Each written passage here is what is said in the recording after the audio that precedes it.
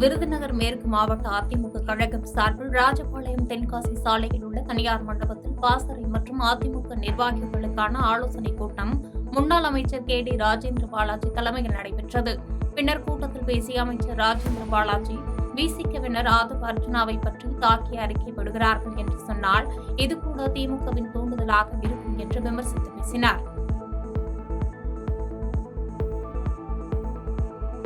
விருதுநகர் மாவட்டம் ராஜபாளையம் அருகே அதிமுக சார்பில் இளைஞர் மற்றும் இளம்பெண்கள் பாசறை சார்பில் தலைக்கவசம் அணிவது முக்கியத்துவம் குறித்து 500க்கும் மேற்பட்டோர் ஹெல்மெட் அணிந்து இருசக்கர வாகனத்தில் சென்று விழிப்புணர்வு ஏற்படுத்தினர். கிறிஸ்துமஸ் வரும் 25ஆம் தேதி உலகம் முழுவதும் கொண்டாடப்படும் நிலையில் கிறிஸ்துமஸ் ஸ்டார்ஸ், கிறிஸ்துமஸ் மரங்கள் என கண்ணை பறிக்கும் வகையில் விதவிதமாக கன்னியாகுமரி மாவட்டம் நாகர்கோவிலில் உள்ள கடைகளில் வந்து குவிந்துள்ளது.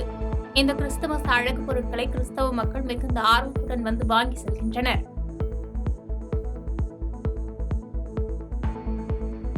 கன்னியாகுமரி மாவட்டம் நாகர்கோவிலில் உள்ள கோட்டார் புனித சவேரியார் பேராலய திருவிழா கடந்த 24ஆம் தேதி கொடியேற்றத்துடன் துவங்கியது. இந்நிலையில் நேற்று திருவிழாவினுடைய கொடியிறக்கம் மற்றும் சிறப்பு திருப்பலி நடைபெற்றது. அதனைத் தொடர்ந்து நடைபெற்ற சமபந்தி விருந்தில் பங்கு பேரவை மக்கள் மற்றும் அனைத்து மத இன பாகுபாடுகளின்றி பொதுமக்கள் அனைவரும் கலந்து கொண்டு உணவு அருந்தினர். சென்னை புறநகர் மாவட்டம் குன்றத்தூர் கிழக்கு ஒன்றியம் பெருகம்பாக்கத்தில் தமிழக வெற்றிக் கழக அணி சார்பில் ஊராட்சியில் 10 கிளைகள் இணைந்து நடிகர் விஜயின் தாவேக கட்சி கொடியேற்றும் நிகழ்ச்சி பேருந்து நிறுத்தம் அருகே நடைபெற்றது. முன்னதாக சாலையில் நேரடியாக வந்து சுமார் 250க்கும் மேற்பட்ட கட்சியினர் கொடியேற்றி பின்னர் அந்த பகுதியில் உள்ள அம்பேத்கர் சிலைக்கு மாலை அணிவித்து மரியாதை செலுத்தினர். செங்கல்பட்டு மாவட்டம் திருப்போரூர் அடுத்த தையூர் ஏரி 3வது பெரிய ஏரியாக விளங்குகிறது. சுமார் 417 ஏக்கர் பரப்பளவு கொண்ட இந்த பிரம்மாண்ட ஏரி மழைக்காலங்களில் நிரம்பி வழியும் போது கடல் போன்று காட்சியளிக்கும். அந்த வகையில் தற்போது இந்த ஏரியில் தண்ணீர் நிரம்பி உபரி நீர் வெளியேறி வருவதால் பொதுமக்கள் அனைவரும் குளித்து கண்டுகளித்து வருகின்றனர். கோவை பொள்ளாச்சியை அடுத்துள்ள ஆனைமலை மாசாணியம்மன் கோயில் அருகே வாகன நிறுத்தத்திற்காக ஆனைமலையில் பயன்பாட்டில் இல்லாத பேருந்து நிலையத்தை சுத்தம் செய்யும் பணியில் தூய்மை பணியாளர்கள் ஈடுபட்டிருந்தனர். அப்போது ஜேசிபி இயந்திரத்தின் மூலம் குப்பைகளை அள்ளி டிப்பர் லாரியில் போடும்பொழுது 7 அடி நீளமுள்ள மலைப்பாம்பு ஒன்று தென்பட்டது. இதுகுறித்து தகவல் அறிந்து வந்த வனத்துறையினர் டிப்பர் லாரியில் உள்ள மலைப்பாம்பு பிடித்து வனப்பகுதிக்கு விட்டனர்.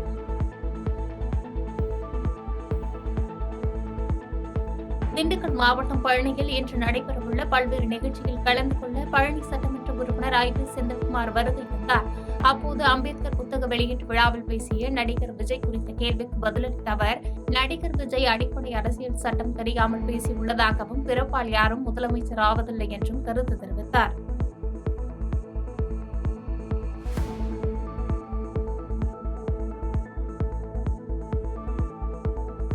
கடலூர் மாவட்டம் விருத்தாசலம் அடுத்த கச்சி பெருமாநத்தம் கிராமத்தைச் சேர்ந்தவர் வேல்முருகன். இவர் அடிக்கடி குடித்துவிட்டு பிரச்சனை செய்து வந்ததால் கடந்த 4 ஆண்டுகளுக்கு முன்பு இவரது மனைவி தனது 2 குழந்தைகளுடன் தனது தாய் வீட்டிற்கு சென்றுவிட்டார். இதனால் வேல்முருகன் தனது பாட்டி முத்துக்கண்ணுடன் வசித்து வந்துள்ளார். இந்நிலையில் வழக்கம் போன்று குடிபோதையில் இருந்த வேல்முருகன் அவரது பாட்டி முத்துக்கண்ணுவிடம் குடிப்பதற்கு பணம் கேட்டு தகராறு செய்துள்ளார். இதற்கு அவரது பாட்டி பணம் தர மறுக்கவே ஆத்திரமடைந்த வேல்முருகன் வீட்டின் கதவை பூட்டிவிட்டு கட்டையால் முத்துக்கண்ணுவை சரமாரியாக தாக்கினார். இதில் முத்துக்கண்ணு சம்பவ இடத்திலேயே உயிரிழந்த நிலையில் அவரது உடலை மீட்டு பிரேத பரிசோதனைக்காக மருத்துவமனைக்கு அனுப்பி வைத்த போலீசார் வேல்முருகனை கைது செய்தனர்.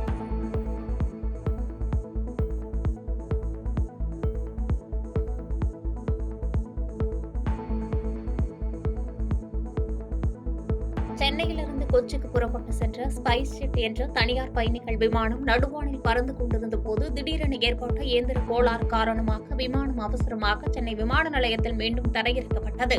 விமானியின் துரித நடவடிக்கை காரணமாக விமானம் ஆபத்திலிருந்து தப்பியதோடு விமானத்தில் பயணித்த 147 பயணிகள் உட்பட 155 பேர் நல்வாய்ப்பாக உயிர் தப்பினர். ராணிப்பேட்டை மாவட்டம் களவை அடுத்த வாழைப்பத்தல் கிராமத்தில் உள்ள ஹவுசிங் போர்டு, அண்ணா நகர் உள்ளிட்ட பகுதிகளில் பெரும்பாலும் நெசவு தொழிலாளர்கள் வசித்து வருகின்றனர். இந்த நிலையில் பெஞ்சல் புயல் மற்றும் கனமழையால் நெசவாளர்கள் வீடுகளில் நெசவு கால் குழியில் மழைநீர் புகுந்து நெசவு தொழில் பெரிதும் பாதிக்கப்பட்டுள்ளது. இந்த நிலையில் மழைக்காலங்களில் இதேபோன்று தொடர்ந்து பாதிக்கப்பட்டு வருவதாக வேதனை தெரிவிக்கும் நெசவு தொழிலாளர்கள் அரசு சார்பில் நிவாரணம் வழங்கவில்லை என கூறி சாலை மறியலில் ஈடுபட்டனர். ஈடுபட்டனர். இதுகுறித்து தகவல் அறிந்த சம்பவ இடத்திற்கு வந்த திமிரி வட்டார வளர்ச்சி அலுவலர் அன்பரசன் மற்றும் சப் இன்ஸ்பெக்டர்கள் அமரேசன், சரவணமூர்த்தி, தாசில்தார் சுரேஷ் ஆகியோர் பேச்சுவார்த்தை நடத்தினர். தாசில்தார் நெசவாளர்களிடத்தில் நெசவு பாதிப்பு குறித்து அரசுக்கு தகவல் தெரிவித்து நிவாரணம் வழங்க ஏற்பாடு செய்வதாக உறுதியளித்த நிலையில் அனைவரும் அங்கிருந்து கலைந்து சென்றனர்.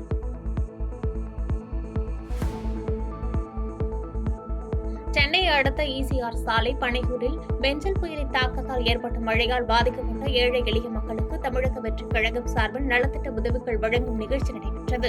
கழக தலைவர் விஜயின் வழிகாட்டுதலின்படி கட்சி கொடியை ஏற்றி வைத்து பனையூர் CR செந்தமிழன் ஏற்பாட்டில் 1,50,000 ரூபாய் மதிப்பில் அரிசி, காய்கறிகள் மற்றும் குடைகள் போன்றவை நலத்திட்ட உதவிகளாக வழங்கப்பட்டது.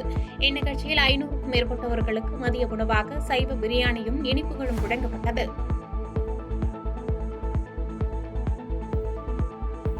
சேலம் மாவட்டம் ஓமலூர் தாரமங்கலம் பகுதியில் இளைஞர்கள் சிறுவர்களை குறிவைத்து கஞ்சா விற்ற பெண் உட்பட 2 பேரை மதுவிலக்கு போலீசார் கைது செய்தனர். இரும்பாலை மதுவிலக்கு போலீசார் நடத்திய சோதனையில் பெரம்புத்தூர் பாலத்திற்கு அடியில் இளைஞர்களுக்கு கஞ்சா விற்ற சேலம் வாலிபர் மணிகண்டனை கைது செய்த போலீசார் 2 கிலோ கஞ்சாவுடன் மோட்டார் சைக்கிளை பறிமுதல் செய்து சிறையில் அடைத்தனர். இதேபோன்று சிறுவர்களுக்கு கஞ்சா விற்பனை செய்து வந்த தாரமங்கலம் பாப்பப்பாடி ஜோதி என்ற பெண்ணை கைது செய்து சிறையில் அடைத்தனர். திருப்பூரிலிருந்து அவிநாசி நோக்கி சென்ற கார் ஒன்று கட்டுப்பாட்டை இழந்து அம்மாபாளையம் சாலை நடுவே அமைக்கப்பட்டிருந்த தடுப்புகளை கடந்து கோவையிலிருந்து அவிநாசி வழியாக திருப்பூர் நோக்கி வந்து கொண்டிருந்த தனியார் பேருந்தின் மீது மோதி விபத்து ஏற்பட்டது. இதில் பேருந்தின் முன்பக்கம் மற்றும் காரின் முன்பக்கம் சேதமடைந்த நிலையில் காரில் பயணித்த ஓட்டுநர் படுகாயங்களுடன் மீட்கப்பட்டு அருகில் உள்ள மருத்துவமனைக்கு சிகிச்சைக்காக அனுப்பி வைக்கப்பட்டார். தொடர்ந்து விபத்து குறித்து திருமுருகன் போட்டி போலீசார் விசாரணை மேற்கொண்டு வருகின்றனர். பாதகம் செய்பவரை கண்டால் நாம் பயங்கொள்ளலாகாது பாப்பா. மோதி மிதித்து விடு பாப்பா, அவர் முகத்தில் உமிழ்ந்து விடு பாப்பா. அண்மை செய்திகளை உடனுக்குடன் தெரிந்து கொள்ள இணைந்திருங்கள் இயம்நாடு தொலைக்காட்சியுடன்.